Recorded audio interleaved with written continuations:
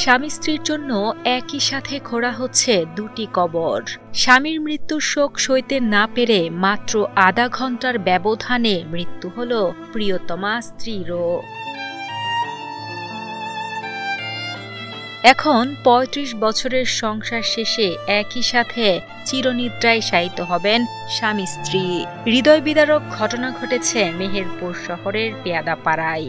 একসাথে জীবন কাটানোর অঙ্গীকার হয়তো এভাবেই সত্যি হয়। মর্মান্তিক এই ঘটনায় গোটা এলাকায় নেমে এসেছে শোকের ছায়া।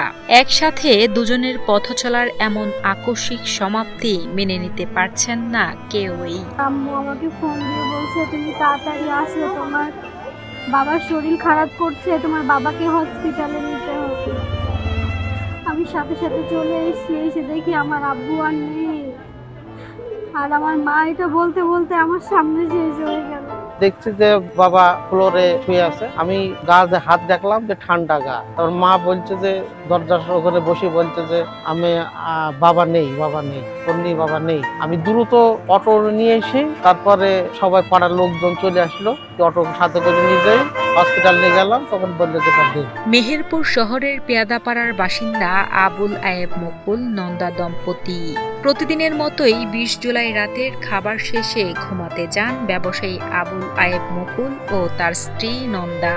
হঠাৎই রাত ২:৩০টার দিকে স্বামী মুকুল অসুস্থ হয়ে পড়লে স্ত্রীর চিৎকারে ছুটে আসেন প্রতিবেশীরা। হাসপাতালে নেয়ার পথেই মৃত্যুর কোলে ঢলে পড়েন স্বামী মুকুল। স্বামীর এই আকস্মিক মৃত্যু সইতে না পেরে না ফেরার দেশে পাড়ি জমান স্ত্রী নন্দা। বাবা মায়ের এমন চিরবিদায়ে বাকরুদ্ধ হয়ে পড়েন সন্তান ও স্বজনেরা। আমি ৩টার দিকে শুনেছি, শুনে আমি এসে দেখছি তাদের লাশ। এবং আমার ভাবি আগে থেকে অসুস্থ ছিল, আর মেজো ভাই মাঝে মধ্যে অসুস্থতার কথা বলতো। দুজনই চলে গেছে দুনিয়া থেকে, আপনারা তাদের জন্য দোয়া করবেন। ১৯৯০ সালে বিবাহ বন্ধনে আবদ্ধ হয়েছিলেন মুকুল ও নন্দা। তাদের ভালোবাসার সংসারে আলো হয়ে এসেছিল ৩ কন্যা সন্তান। ৩ কন্যা সন্তানই বিবাহিত। এই দম্পতি কখনো অসুস্থ ছিলেন না। স্বামী আবুল আয়েব মুকুল মস্তিষ্কে রক্তক্ষরণ হয়ে এবং স্ত্রী নন্দা হৃদযন্ত্রের ক্রিয়া বন্ধ হয়ে মারা গেছেন বলে জানান স্বজনেরা।